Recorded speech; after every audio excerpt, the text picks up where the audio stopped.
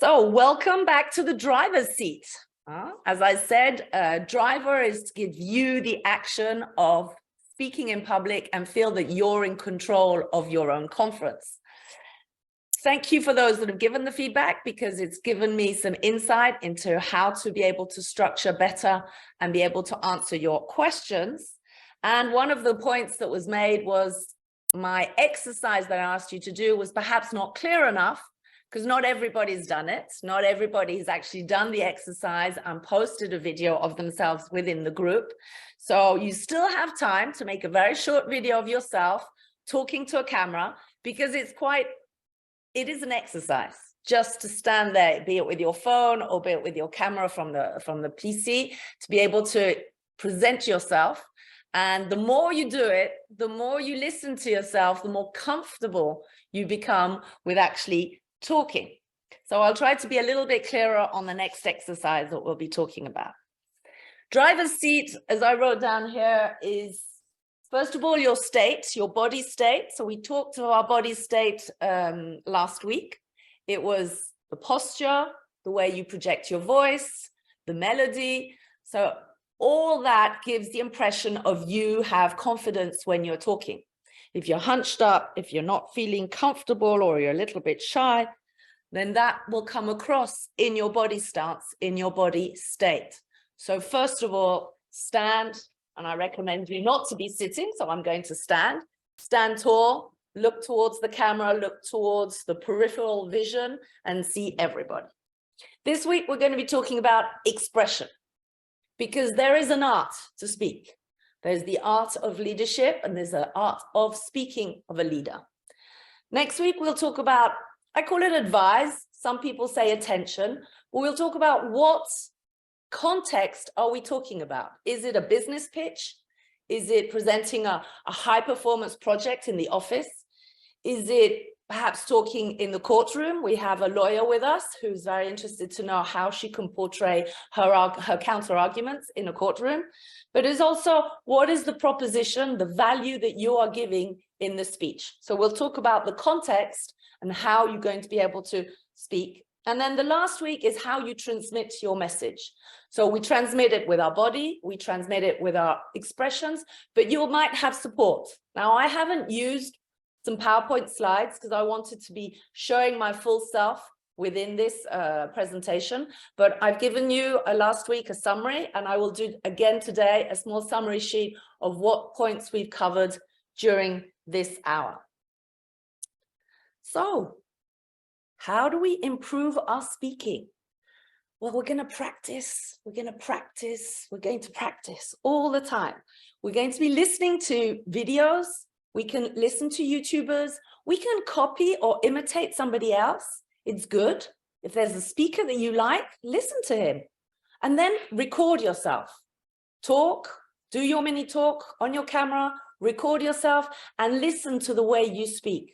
Because the more you speak to yourself, to the camera, in the car, the more comfortable you will feel the day you're going to find yourself in front of other people. Read books, read magazines about what topics you want to talk about, and prepare. If you're going to go to a conference, find out who's talking. You can look people up on LinkedIn. It's so-and-so who's talking. What's she done? She's been in this company, she's done that. Then if there's something that you want to portray or ask, write the question down. And you can ask your question or prepare your question even in advance of a conference. So preparing is very important. Preparation is 90% winning of a situation. Even in a sales pitch or in a negotiation, you need to prepare. Start to speak. Start to practice. Listen to yourself.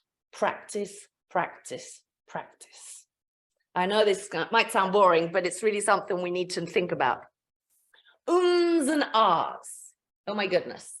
Everybody's worried about, just put the slide on here. Everybody's worried about saying ums and ahs. If you go to Toastmaster, which is a group of people that help you learn how to speak better, and there's competitions, regional, country and worldwide competitions in Toastmaster, the first thing they do when you do your first speech is that somebody writes down the number of ums and ahs. Why do we use ums and ahs? Well, we are surrounded by sound, noise, cars, traffic, airplanes. And so we have difficulty keeping that silence. We talked about silence last week, how powerful it was in our speech. Oh, what am I going to say? Now, when we start talking about ums and ahs, it's a way of filling up that space. We start wondering if people are going to know what we're talking about, or if I shut up and not say anything, does it mean that I've actually forgotten? Welcome, Diana. Hi. So when we use the ums and ahs, we feel like we're trying to fill up the space around us. So we don't need to do that. There are transition phrases. Let's move on to, why don't we talk about another important point that I would like to mention? But ums and ahs, we don't need to fill the space. We can just listen. We can allow that pause, and allowing that space gives so much more impact than filling it up with an or an ah. But it doesn't matter. I'm not going to say, I use ums and ahs, so I'm not going to say I'm perfect. So long as it doesn't feel like you're, oh, what am I going to, and people sometimes look at the ceiling. And when you look at the ceiling, I mean, there's no wording up there. So you don't need to look up. Okay, you give yourself a space and then you start talking. A way to help you reprogram your mindset about space and about pausing is to whisper. If you take a couple of words of your speech and just whisper it, learn how to speak very softly,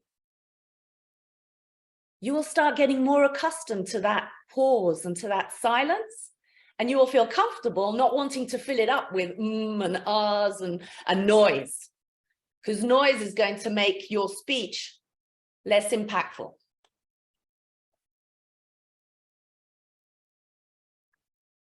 The second point, when we talk of expression, before we come into the rhetoric tips, is about how to get the impact of your audience when you start a speech.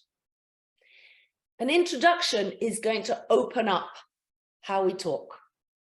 An introduction is a way of getting the attention, the credibility, the topic related, and perhaps even a preview of what you're going to talk about. I did a preview of what D.R.I.V.E.R is about: state, expression, and then advise and transmit, which we'll reach next week.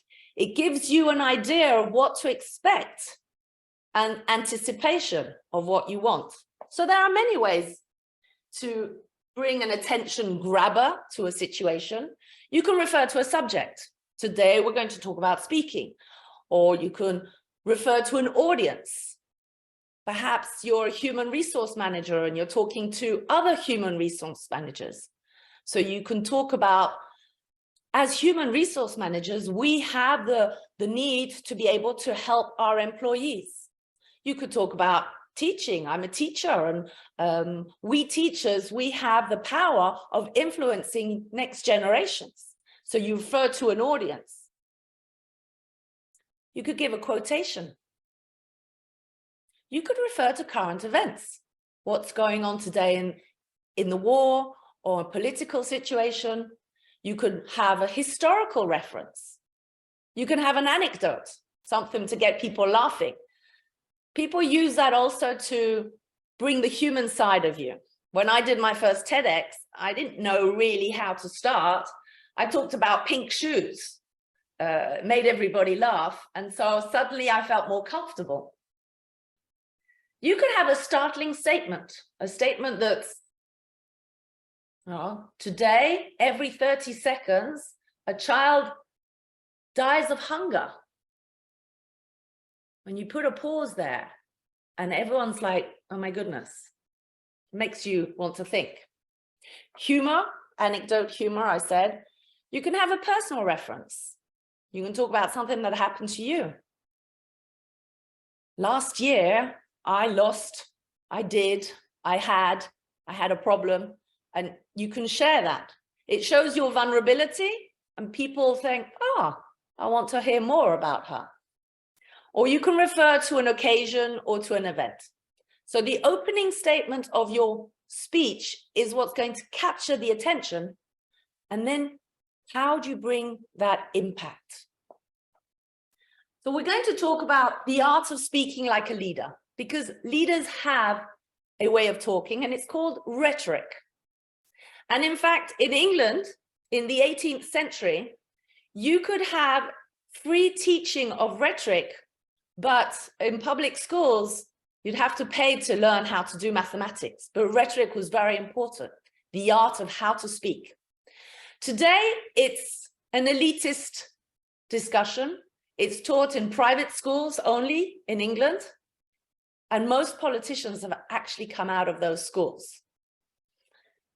So there are six tips, which we're going to go through. The first one is breathless sentences. 3 breathless sentences. And as I said, you will get a small resume of what I'm talking about afterwards. You'll be able to download it from the Facebook page. The rule of 3, it brings energy, it can bring fear, it can bring movement, and you can really bring the dynamics. One politician would say, education, education, education. By repeating it 3 times, it really sinks in. You could talk about war, death, pain, but putting your arguments into 3 is a lot more convincing, compelling, and credible.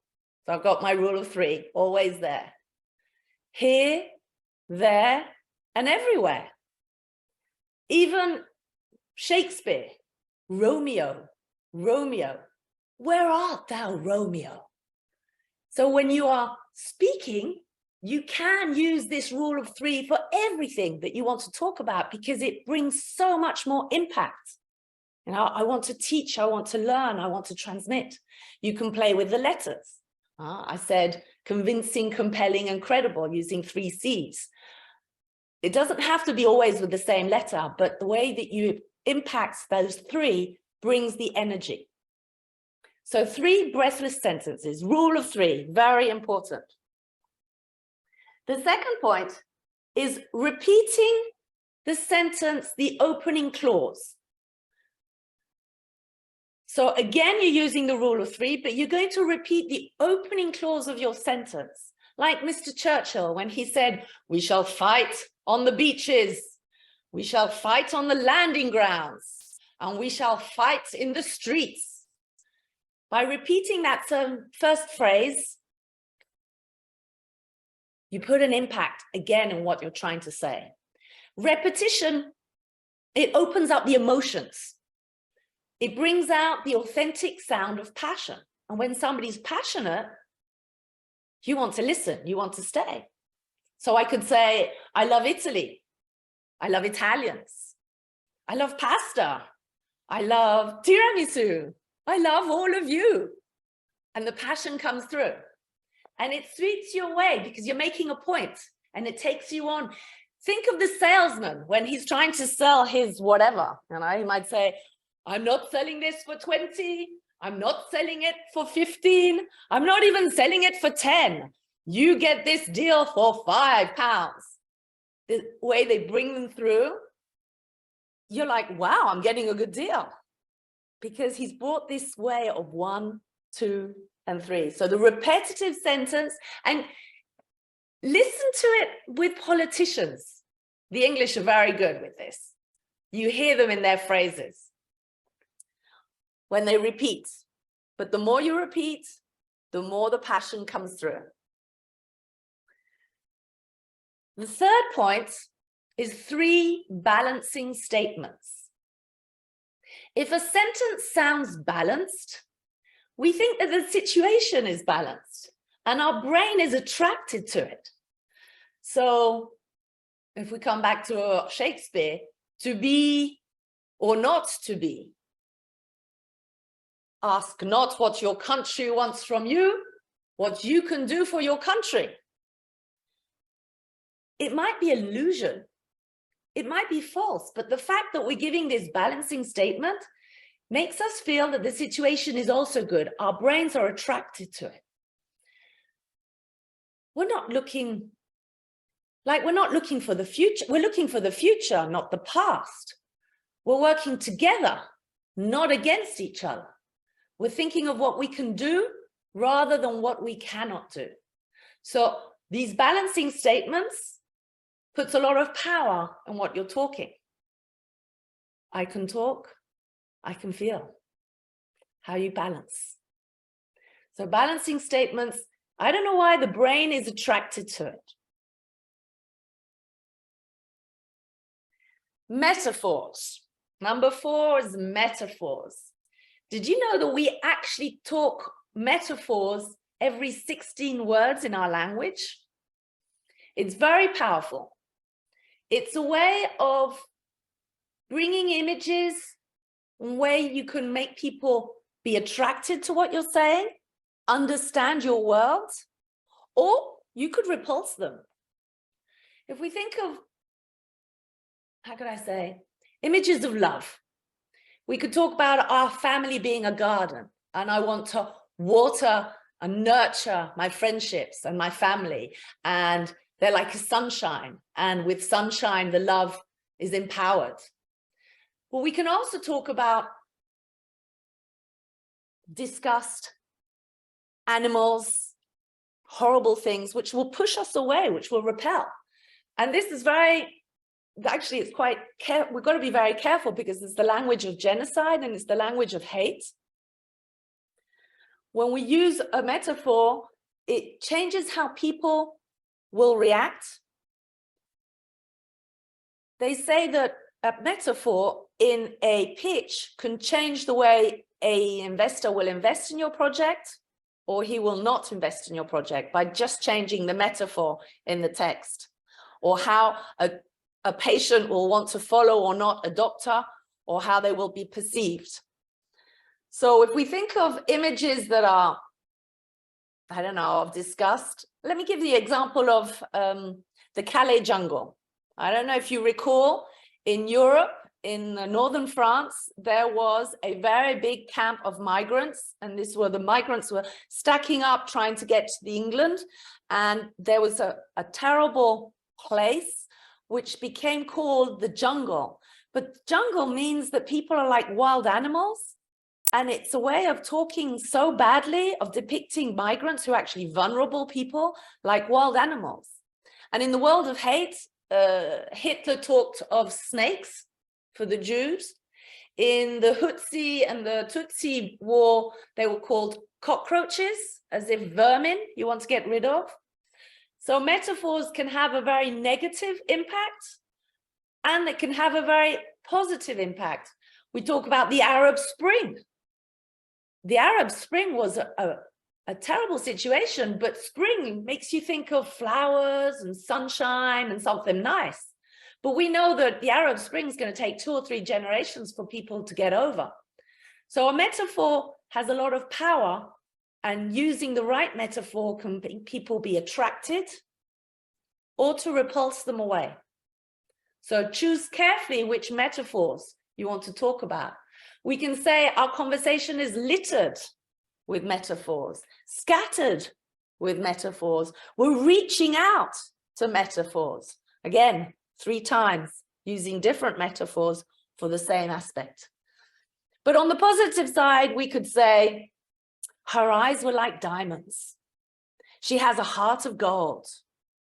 He's a shining star. Or the snow was like a white blanket.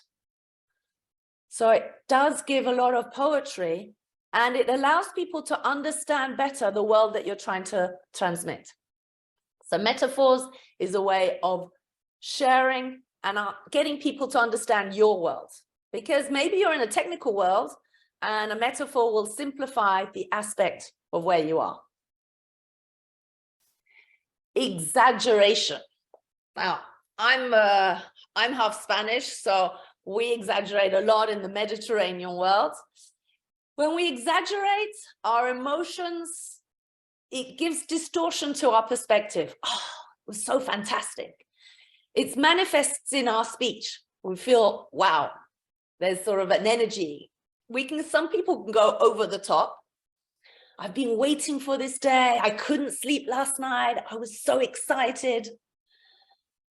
For some culture, I think it's very important to understand the cultures of who you're speaking to, because some cultures understand better than others. And not everybody talks about culture when you're speaking, but the interpretation will be different. And I like to share a story. During my MBA, I was very close friends with an Italian lady called Simonetta. And Simonetta and I would have counter arguments on projects that we were working on. Oh, and I don't agree, and that's not possible, and mamma mia. 20 years later, I came across one of our fellow students who was Japanese. And Miwa said to me, how are you doing? What are you up to? Who do you keep in contact? And I said, well, Simonetta and I are very friends. And she's like, you used to always fight with Simonetta. How can you be friends? And I'm like, no, she's a really good friend of mine. She's the godmother of my daughter. And Miwa just hadn't understood that our exaggeration, our way of discussing things was just not part of the way she saw. She just saw two people with a lot of counter arguments and a lot of energy. So exaggeration is understood in certain cultures more than others. And you have to be a little bit wary of where you're talking. Because if you say, oh, there was 100 million things going on, I was actually only 10 or 15. My children know. So when I say, oh, there's loads to eat, you know, they know that there's food, but they know now that I can exaggerate, but exaggeration has fun and brings the energy into a speech. So when you exaggerate, people will manifest that you're on the top of the world. The last point of expressions is rhythm. It seems absolutely crazy, but the linguistics talk of the process of the fluency of a language. And when you have a word, when you say something that rhymes, people think that it's more believable. An apple a day keeps the doctor away. We'd love it, you know, if there was just eating an apple every day, there wouldn't be problems. But we know it's not true, but everybody loves rhymed phrases. So life isn't about finding yourself. Life is about creating it for yourself. Nobody wants pain, but to have a beautiful rainbow, you need a little bit of rain. So all these rhymes, you're trying to find them and find them working out. Very easy. You go onto Google and you say words that rhyme with. So when you're preparing your speech, you can try and find a word that is a rhythm to what you're saying. So I've gone a little bit quickly, but if I come back to my 6 points, my first point is about 3 breathless sentences, the rule of 3, repeating, the energy, the fear. The second point is about respective sentences where the opening clause is the same. We shall fight, we shall fight, we shall fight. It sweeps people onto the next one, which is balancing statements. It is to be or not to be. Where am I going? Is it an illusion? We are looking for the future and not the past. Metaphors. Metaphors are important because they allow people to understand better your world. Especially if your world is a technical world, try to simplify it. When we're speaking, we need to have a discussion. We need to vulgarize the discussion and make it more simple. Exaggeration. So I exaggerate brings the emotional perspective into, it can distort, but it gives a lot of energy when I exaggerate. Hello, Alexander, welcome. And the sixth point is rhythm. So we're talking about the 6 rhetoric points for speaking, 3 breathless sentences, 3 balancing statements, 3, oh, I've got a missing here, 3 repetitive sentences, and then we have the metaphors, we have the exaggeration, and we have the rhythm. An apple a day keeps the doctor away. People think that when something is balanced or is rhythm, it's more truthful. It's the way the brain seems to function. We're attracted to it. Okay, so rhetoric is an art of speaking, and there are many videos, there's a lot of people talking, but it has a lot of impact when you structure your speech, when you are going to prepare something, to have that opening statement that's going to bring a lot of power, and then how are you going to push the information through to the people that are listening to you by repeating, by using your pauses. Last week we talked about your voice, the power of your body stance, and now it's the impact of your words. And you let them sink in. You let people understand what you're trying to say. So,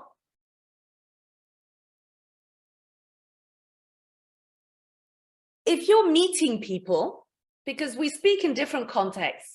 So if we're speaking in a context of doing a talk, you prepare your talk, you know what you're going to say, you're going to stand up, you're going to present it. Maybe in the office, a high presentation in front of other colleagues, you're presenting your latest project, or you're presenting a counter argument.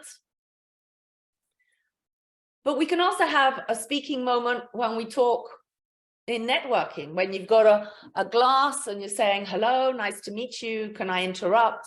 When you want to express yourself with other people. So you can ask people to join your conversation. What do you think? Do you agree? Tell me your point of view. I would love to hear your opinion. What's your thought about this point? In a meeting, it could be a little bit more formal. Have you anything to add to what I've said? So you can ask people to come into your conversation, come into what you're saying, and express yourself. You can interrupt. Somebody's talking, and sometimes when you hear somebody and you hear something that you have a strong opinion about, you can say, I'm sorry, or excuse me, or could I add to that? May I jump in here to say that, I'm sorry for interrupting you, but I thought that our meeting was on Thursday, not on Wednesday. Have I got it wrong? No, a way of interrupting in a discussion, but also of asking or participating in a conversation. Hello, may I join you? Sometimes you're in a meeting or a conference and you're on your own and you see a group of people. Do you dare go and see them? Do. Go up, say hello. Hello, nice to meet you. Did you like the conference? Did you enjoy the conference? Start making a conversation where you get them to participate, and suddenly you're part of that group talking together. It's not always easy, those first moments of contact. And speaking is something that we need to practice. If you're going to that conference and you want to ask a question, maybe you've prepared it in advance. Maybe you've done your Google and looked up who are the speakers. We can find out a lot on who they're speaking, what they're saying. Maybe the organizers give you the list of participants. Look them up. I'm interested in that company or in that person. I'm trying to find them out. Look for the picture. Oh, so it's you. Or, yes, I recognize you. You can come up. Or I saw you spoke last week on LinkedIn. I saw the article. It was interesting. Make people feel special. When you talk to them, make them say you're interested in what they're doing. People always have a bit of an ego and are happy to speak about themselves. So you flatter them and you allow them to be able to start talking to you.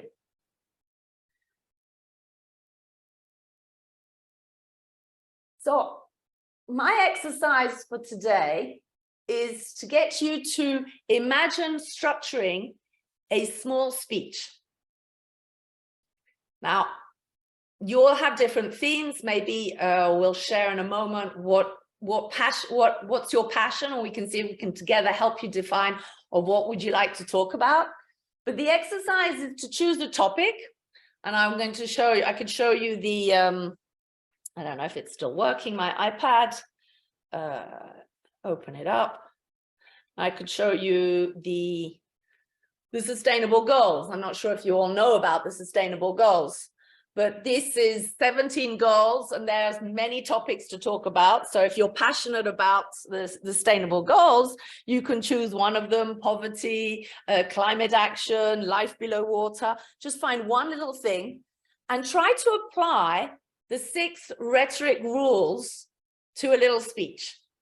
So I tried to give an example today, and I'm going to talk, I made this up while I was waiting for the start of the session. I thought maybe I'll show an example.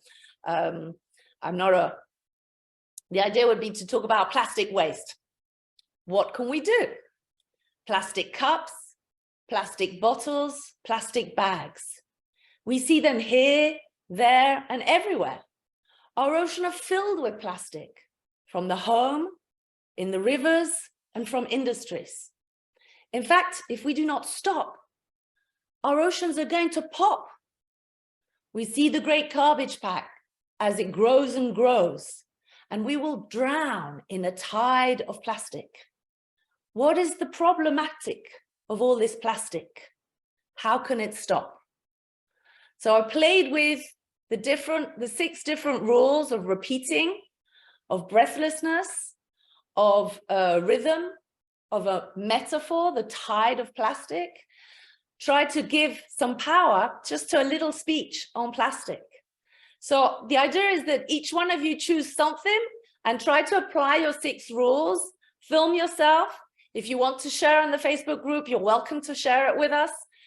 If you want to do the test now, you can do it now. I'm going to give you the speech, a little moment for you to be able to present something. But you'll see that by using these 6 tips of rhetoric, your speaking has a lot more power, and it's more poetically beautiful.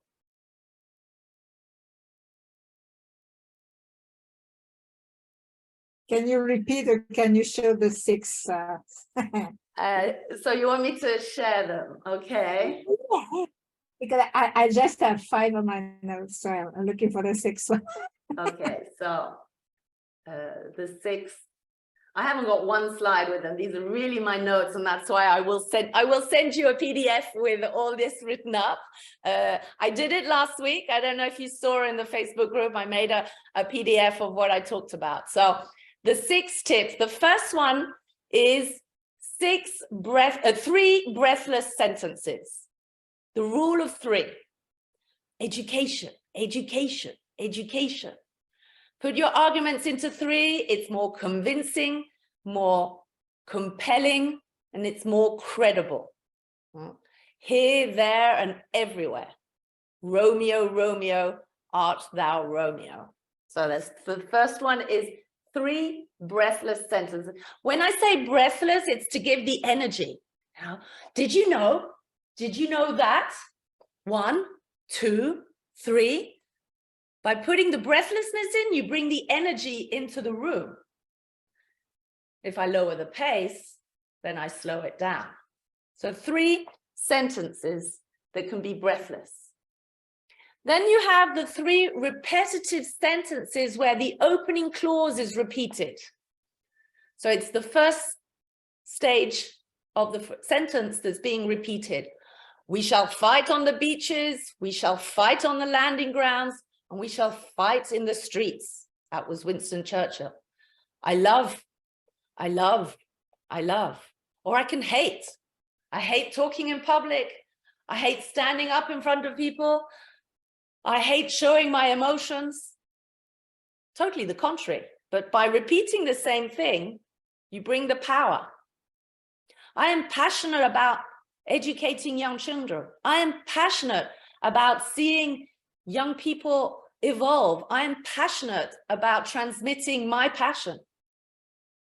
Repetitiveness. So the repeating of the beginning of the phrase. The third one was the balancing statements.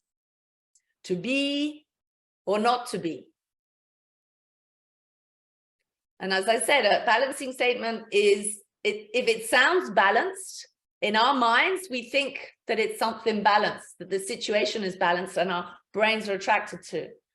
So it might be illusion. We're looking for the future, not the past.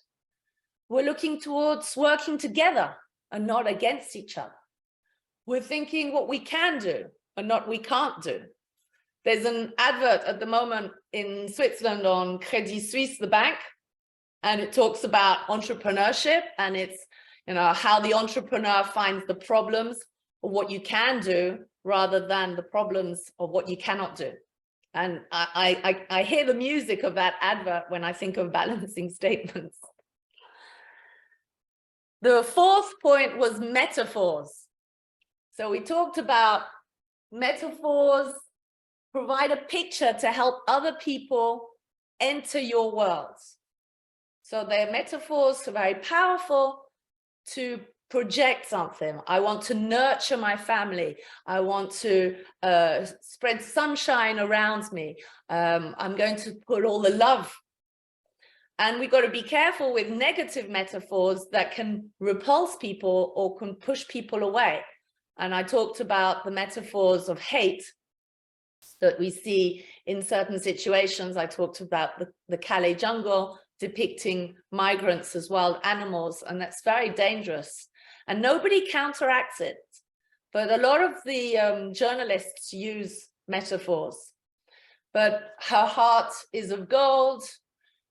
Her eyes were shining like diamonds. The snow was a white blanket. The wind has swept us up and took us somewhere. Those metaphors that can transmit a lot of passion in your talk. The fifth one is exaggeration. So I exaggerate. I'm so happy to be here. It's so fantastic. It's really good. I've been waiting for this day. I didn't sleep all night. I was so nervous. Exaggeration works very well in lots of in certain cultures, more of the Mediterranean than the Nordic. So I always worry on the exaggeration of who is my audience, who's listening to me. I find that, yeah, Mediterranean people exaggerate more, and you understand and you negotiate. I mean, if you do not negotiate in a Mediterranean country, for example, when you're buying something, they won't be happy. And I say, oh, buy this, buy this. Oh, no, it's not expensive. They like to have, oh, but this is the best in the world. And you negotiate that game is very Mediterranean. And so in certain cultures, the exaggeration, oh, this is the best in the world, that's the way they like to play. So exaggeration is very much in different countries can be depicted differently. And the last point is rhythm. Try to find a rhyme in some of the words that you're talking. We said an apple a day keeps the doctor away. Everybody wants happiness. Nobody wants pain. But to have a little rainbow, you need a bit of rain. So you can play with the rhythm in your speech, which will give more energy.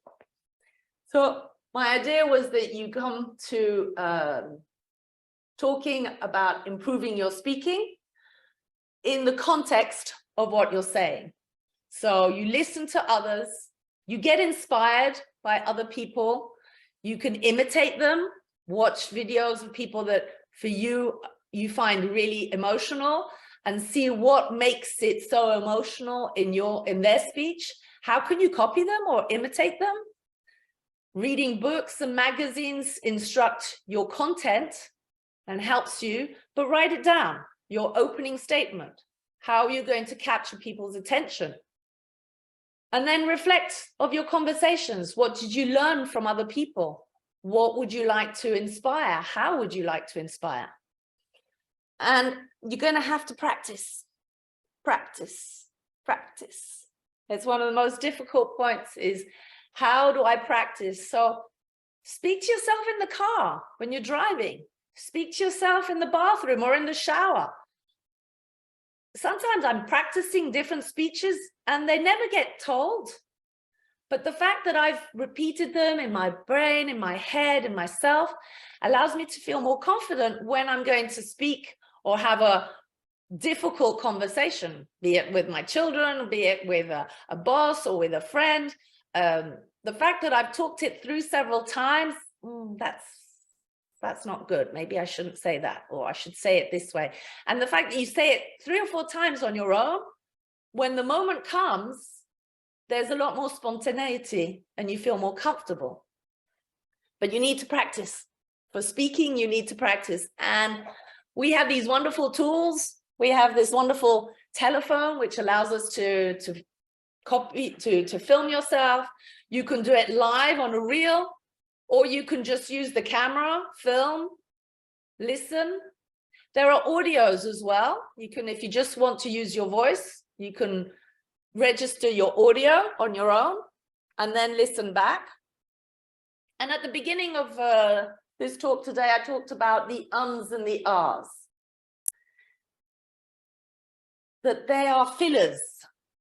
And obviously it's not always easy to say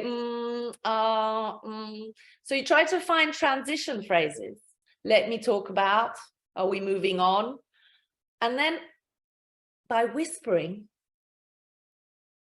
by listening to yourself and giving those pauses, you'll be less frightened of leaving some space in your talk. Because sometimes we just want to fill up with noise, and there's so much noise going on outside, the cars, the trains, the planes. It's so good, you fill it up, fill it up. But suddenly when you give yourself that pause, be it in your speaking or being with somebody else, and you give them time to either assimilate what you've said and how you said it, the message comes through a lot more impactful. There are associations like Toastmasters that will actually count your ums and ahs. They will allocate somebody and actually count them. It's quite impressive when you're standing there and you know somebody's going to be doing a little line every time you say or ah. But you can do it for yourself.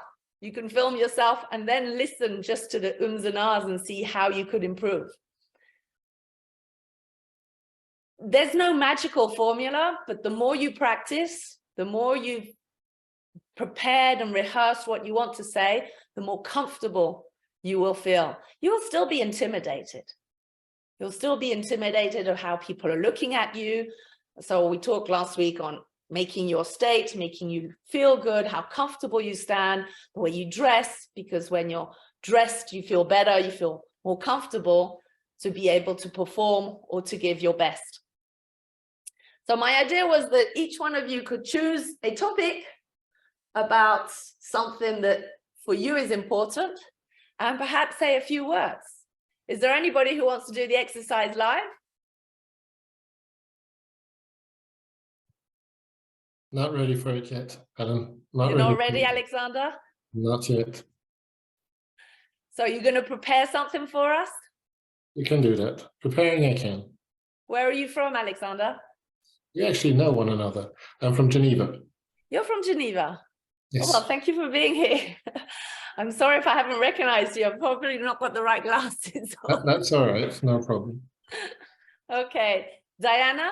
Hello, so what will be the exercise? Because I missed the introduction of the course, so I'm not sure. What about the exercises? So the exercise today is to take a topic, something from the sustainable goals, if you want, or a topic that for you is important, and to try to apply the 6 rules of rhetoric that I talked about. So repetitive sentences, breathless sentences, a metaphor, rhythm, exaggeration.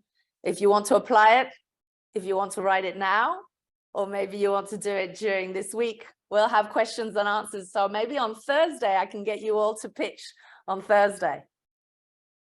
I think I prefer to prepare it to not to improvise now. I just have a question for you. Which one of these 6 tips for rhetorics that you gave in today's course do you think would be more applicable in debating, in a professional debate, So like lawyering? You're a lawyer, is that right, Diana? Yes. I believe you're a lawyer, and you gave a very interesting question last week about how to apply speaking techniques into a courtroom, which I found fascinating. You need to prepare your counter arguments. And I think it's a little bit like a negotiation. You know what your opponent's going to talk about.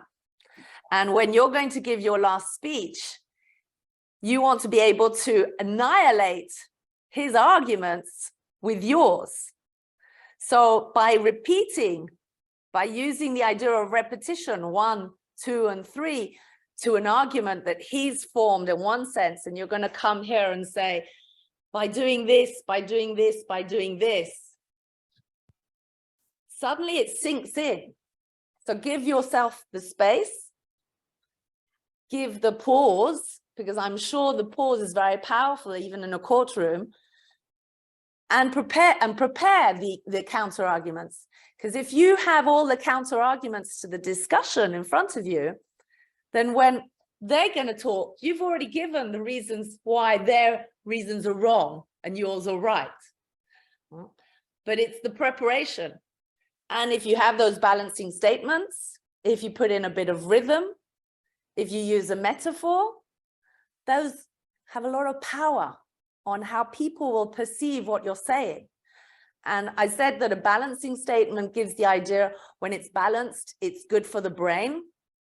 So by using a balancing statement, the people who are listening, I'm not sure if we're talking of the jury or if we're talking of the judge, they're going to say, it's a balanced statement, that unconsciously they'll feel that, you're right.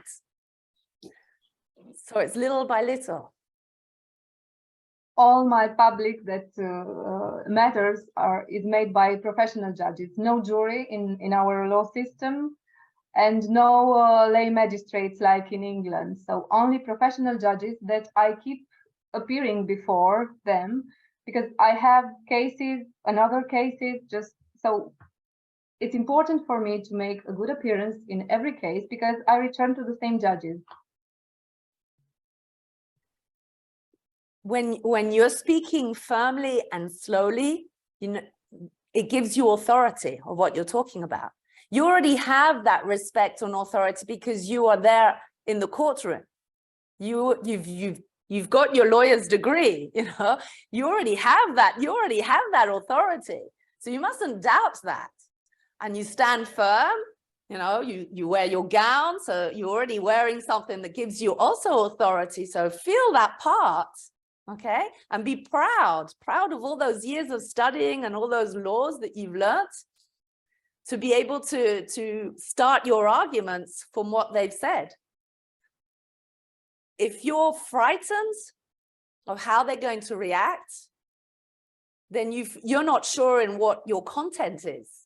So you must be convinced of what you're saying, and it's in that conviction that you're going to portray. Does that help? Yes, it does. I should always choose my cases based on those that I believe in. But sometimes lawyer must take cases that they don't agree with. So still you have to stand in court and to argue for your client, whether you agree with their case or not. It would be really easy if we would have the luxury to select the cases always. So it's not like I have to give an exam on law, but it's about the facts. But the way you portray that fact and the way you're going to repeat, if you repeat it 3 times, if you take some of these techniques, you will see that people will believe you more, because you've given a balanced statement, because you've said something 3 times, because you repeat yourself.